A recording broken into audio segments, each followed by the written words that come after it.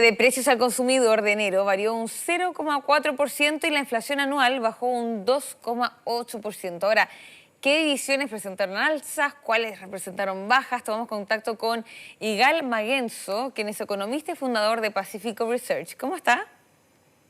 Hola, hola, bien. ¿Qué tal? ¿Cómo estás tú? Bien, también. Bueno, en primer lugar, antes de analizar las cifras, me parece relevante si usted también nos podría ayudar también a explicar un poco, porque siempre que llevamos entrevistas económicas, a veces la gente nos dice, bueno, esto es chino. Entonces me interesa primero hablar de finalmente cómo el IPC afecta la vida cotidiana de los ciudadanos, ¿no? ¿Cómo se ve reflejado antes de ir profundizando? Ya. Por una parte, el IPC no es que afecte, el IPC está Claro. midiendo, ¿no? Lo que intenta el IPC es medir el costo de la vida promedio de una familia chilena, ¿no? Mide el Instituto de Estadística, cada 5 años arma una canasta, así como pone cositas en la canasta, ¿ya?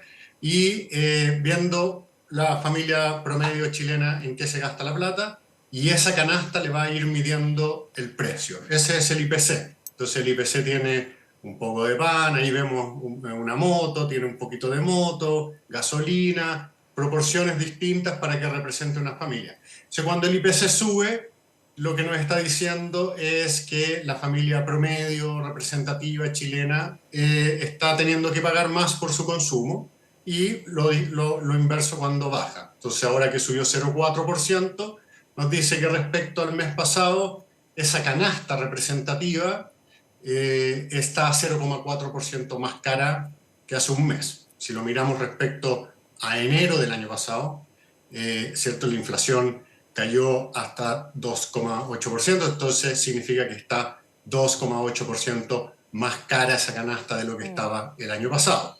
Claro. Obviamente que mes a mes, ¿cierto? Es mejor ir tomando acumulado, porque mes a mes pueden subir cosas que yo no consumo o bajar cosas que yo consumo mucho, entonces me afectan de distinta manera. Lo otro es que en Chile nos afecta porque tenemos la unidad de fomento. La Exacto. unidad de fomento va siguiendo al IPC.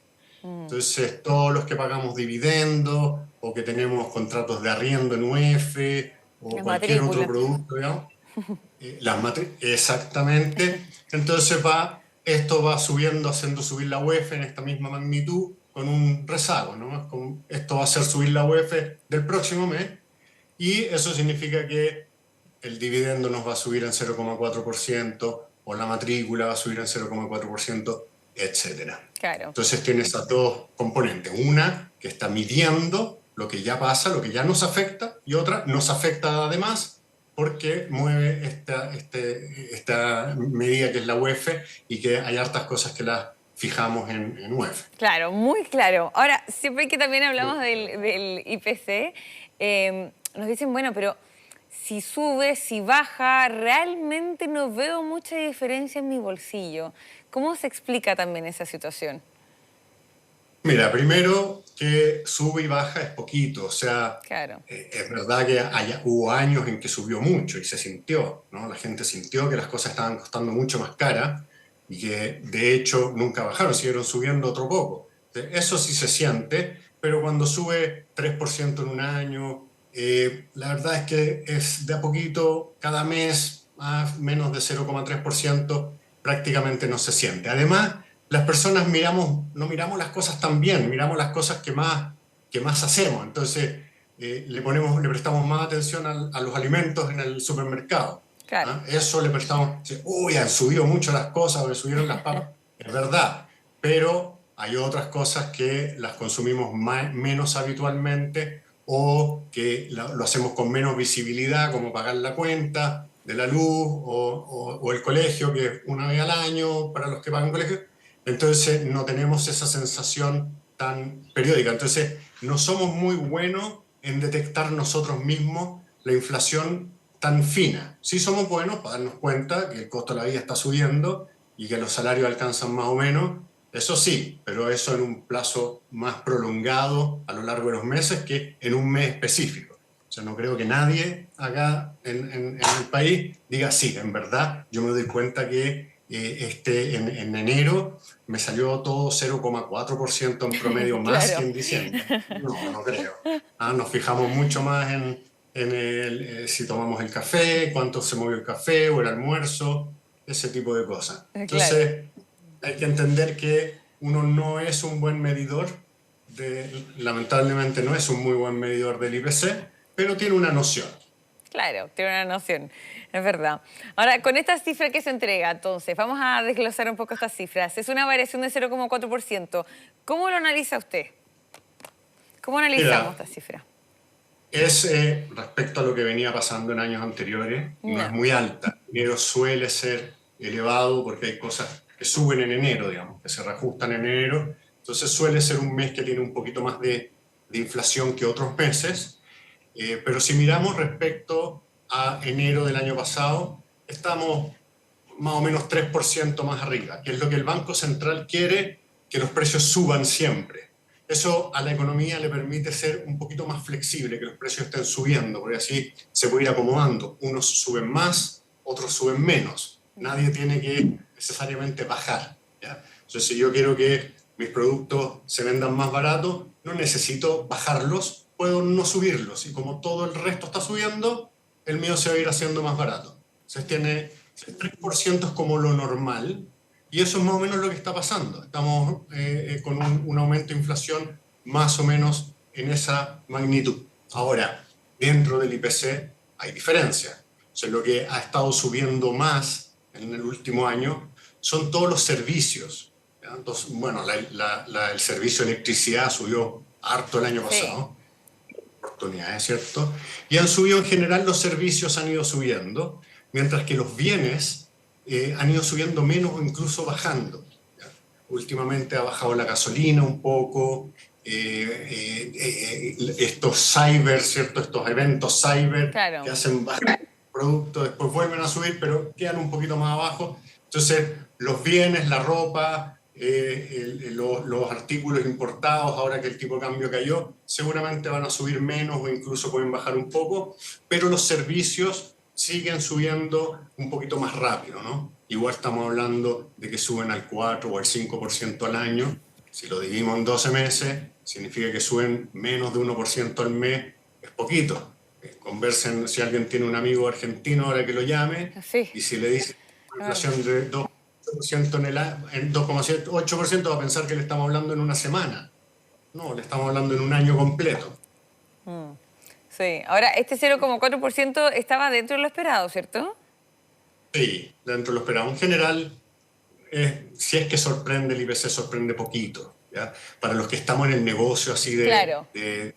¿cómo se llama?, de predecirlo, o los que están haciendo negocios financieros justamente con la UEF, que salga 0,5 en vez de 0,4 es la media diferencia, se va a dar harta plata. Pero para el común de la gente, o para uno mismo como consumidor, no hay mucha diferencia si sale 0,5, 0,4, 0,3, no hace mucha diferencia un mes a otro. Entonces, en general, lo anticipamos bastante bien, sin mucho error, ¿no? Difícilmente nos sorprende mucho, así como, ¿qué Claro. pasó? Claro, pero sí la cifra importante, podríamos decir, es que en esta variación a 12 meses fue un 2,8%, ¿no? Y desde el año 2021 que no se registraba una cifra inferior al 3%. Correcto, correcto. Finalmente, me imagino en el Banco Central, que ellos tienen la meta de que tiene que estar en 3% Claro. y llevan como 5 años con la inflación arriba del 3%, hoy deben estar celebrando, no sé, pagándose bonos, haciendo una fiesta, porque es por primera vez en 5 años que logran que la inflación se ubique por debajo del 3%. Recordemos a cuánto llegó la inflación, ¿no? Llegó en un momento a estar en 12, más arriba de 12, y se logró bajar todo eso en este tiempo de manera sistemática, y eso realmente es un logro para el país, es inédito. Nunca antes en Chile hubiésemos tenido una inflación superior al 10% y lo hubiésemos logrado bajar en tan poco tiempo. Eso no ocurría. Antes la inflación subía, ¿y qué es lo que pasaba? Bueno, hay que reajustar sueldos. Si la gente tiene más plata, compra más, sigue subiendo la inflación. Hay que reajustar los arriendos, y todo se empieza a reajustar y nunca baja la inflación, es muy difícil bajarla.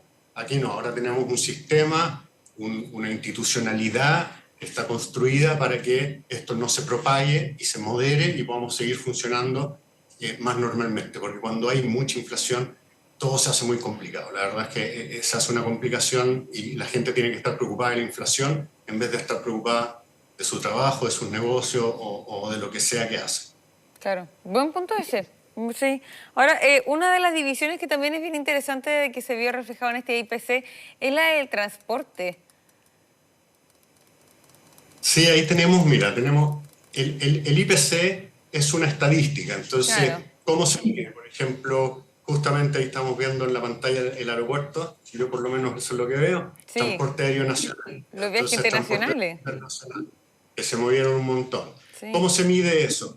El Instituto de Estadística levanta precios bien específicos un día al mes y va y pregunta a las grandes empresas cuánto cuesta el pasaje, en el caso del pasaje internacional, cuánto cuesta en 2 meses más viajar a los destinos más comunes, nacional en un mes más. Si justo fue un día o unos días que hay unas ofertas, va a ya, salir, ¿no? Y al mes siguiente se va a recuperar. Si justo fue unos días que no hay ofertas y que estaba un poquito más caro porque las aerolíneas justo habían vendido mucho y va a salir más alto. Entonces, eso le mete una volatilidad al IPC que hay que entenderla como tal, como volatilidad. Entonces, cuando vemos que precios muy específicos se movieron mucho, hay que pensar que es bien probable que después reboten y que tiene que ver con la forma en que se construye el IPC, la forma en que se encuesta, la forma en que se toman los precios. Esto no es algo exacto, es una estimación que se hace a partir de una toma de precios bien amplia. ya, perfecto, ya. Así entonces es como se va calculando. Ahora, ¿uno puede ya como proyectar que en los próximos meses nos vamos a mantener con esta cifra inferior al 3%? ¿Uno ya podría adelantarse a esa situación? Sí, sí, por lo que uno ya está viendo, ya como ya hay precios que ya están jugados, o sea, uno es muy difícil que haya cambios de tendencia en tan corto plazo.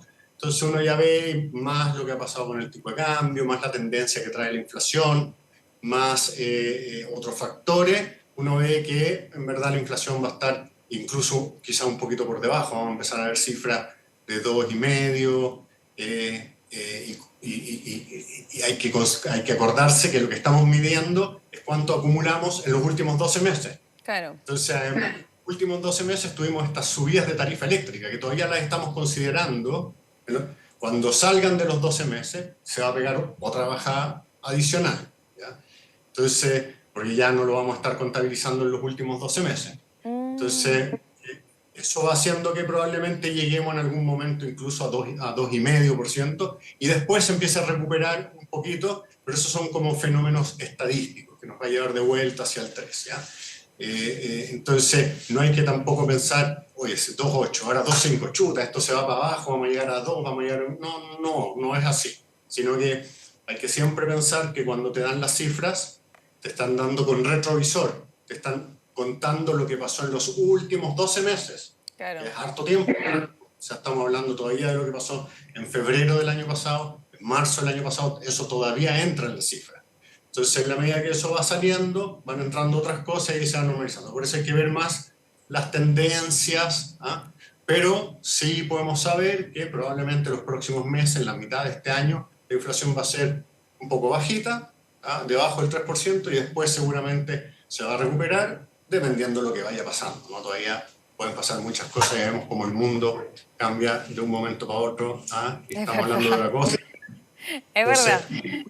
Podrían aparecer pero, aranceles por ahí o algo por el estilo, pero hasta el momento vamos por la línea correcta, se podría decir. y es una economía que hay gente que se sentirá incómoda, hay gente que no tiene empleo, entonces cuando un macroeconomista dice estas cosas y habla de la generalidad, siempre toca susceptibilidades y eso Claro. es malo, pero no tengo otra forma de decirlo, que estamos en una economía bien equilibrada, con una inflación que está en torno a lo que el Banco Central quiere, con un crecimiento que no es muy distinto de lo que podemos dar los chilenos con la economía que tenemos, ¿ah?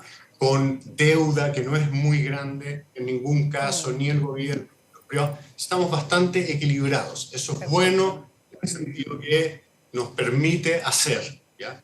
Ojalá tuviéramos un Sí. empujón hacia el impulso y ¿no? Apareciera algo fantástico y Chile se pusiera súper de moda, sería maravilloso. Claro. Pero tampoco estamos en una situación como otros países que escuchamos, no muy lejanos, Como que están Argentina, tratando claro, de sí. están ahí complicados, que no pueden pagar, que necesitan que... Nosotros no estamos en eso. Nosotros podemos, cada uno, preocuparse de su negocio y tratar de salvar lo mejor posible. Esa es la situación en la Perfecto. cual está Chile. Sí.